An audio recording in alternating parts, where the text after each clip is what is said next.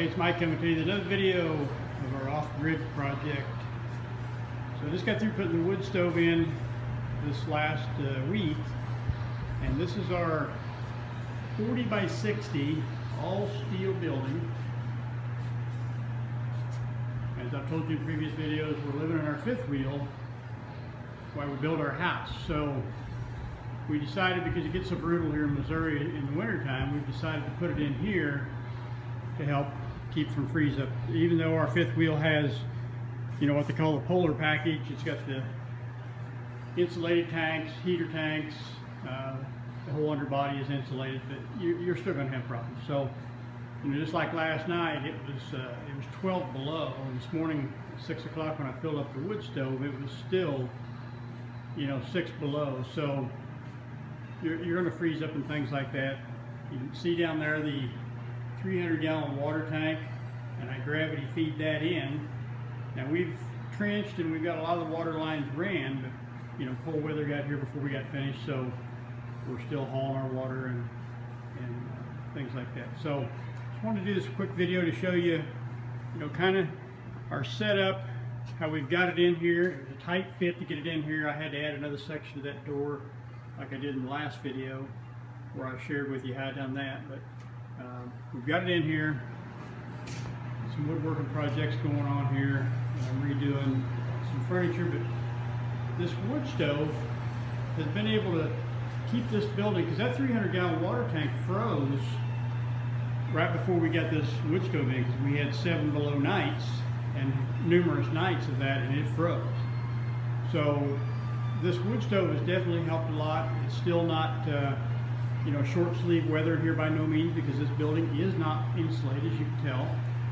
Now this summer, what I'm going to do is I'm going to come in here, finish this building out, and I'm going to spray foam. Of course, this metal has to be very warm before you can do that, but I'm going to spray foam this entire building, ceiling right down to the floor, finish out these walls, okay? And then it's going to make a huge difference, but for now, it is what it is. So what I've done is I've raised this up on cement blocks. A couple reasons: to keep it off the floor, keep moisture off of the stove, the metal, keep it from rusting. And the other thing is it just makes it a lot handier to load when it's setting up off the floor. Now, I've got a concrete floor, so it could sit on the floor. You know, safety reasons it could, but this just works so much nicer. Got the air intake system on. It's got a dual fan setup. What I did on the wall here is I put cement board, and then I've just got tin for now. And it's warm, but you can lay your hand on it. I mean, it's very warm, but you can lay your hand on it, okay? That's how I've got that set up.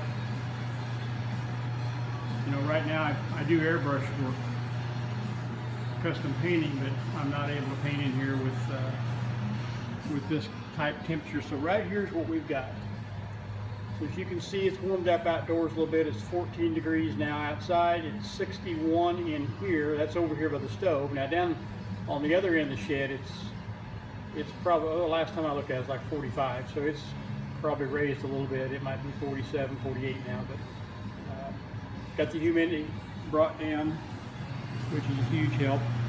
What I want to share with you is how I'm loading this stove, and some of the things I've done to it to make it burn better. Let me get a glove on here.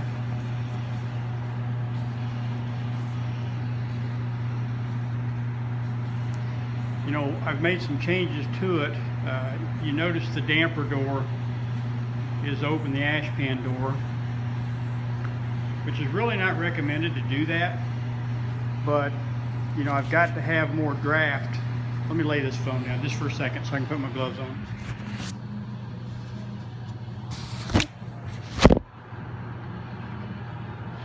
You know, it's not recommended to run that ash pan door open, but you know, we are on concrete here, so it's not that big of a deal. That's just one of the ways I have to get more draft to it. Now, one of the things I've done is I drilled into this metal here, and I put an all steel piece of pipe. It's just a 1/2 inch hole I drilled, and then 1/4 inch pipe thread, and I threaded that hole, and you can see I put that in there at an angle. I done that so that it would aim right toward the fire.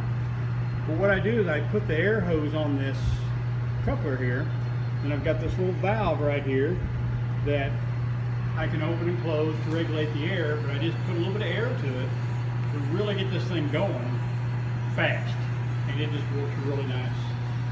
Obviously keeping the ash pan door open helps bring a little bit more air in, but let me show you. Now, this door right here is a smoke door. It keeps the smoke from rolling out. It's kind of a pain in the butt, but I found a way to not have to touch it because it's hot while you put wood in, because if you put big chunks in there, that door is a pain in the butt. So here's what I've got. I've got a piece of angle iron. This is my fire stir, I stir with, but I scoop this in here like this, open that, and I'll show you in just a second, but I put that right on in there, slide it and clear the back, and that holds that open. Now you see up in there, it's got that heat shield up there. Alright, so you put it right above that, holds that door open nice, then you just take, I'm using split wood right now because it burns so much hotter. At night I'll put big chunks in there. It's not split. Here's another piece of split wood. But you see I can do that one-handed without having to, because that flapper door, I'm telling you, it's hot. You don't want to be touching that. Even gloves, it'll burn you. That's just one of the things that I've done to really help out with this stove tremendously. Just want to share that with you. But yeah, like at night, I'll put these big brown chunks in there, chunks that haven't been split, and it'll just make it burn a lot longer that way. But just want to share that with you. I'll get some more videos out in the next day or two, some projects I'm working on, and then I'll get an updated video of our last episode with Camping World and the freeze up. They allowed our camper to freeze up while they had it, and I've got everything fixed now. I'll share that with you. So I'll see you in the next video. Make it a great day.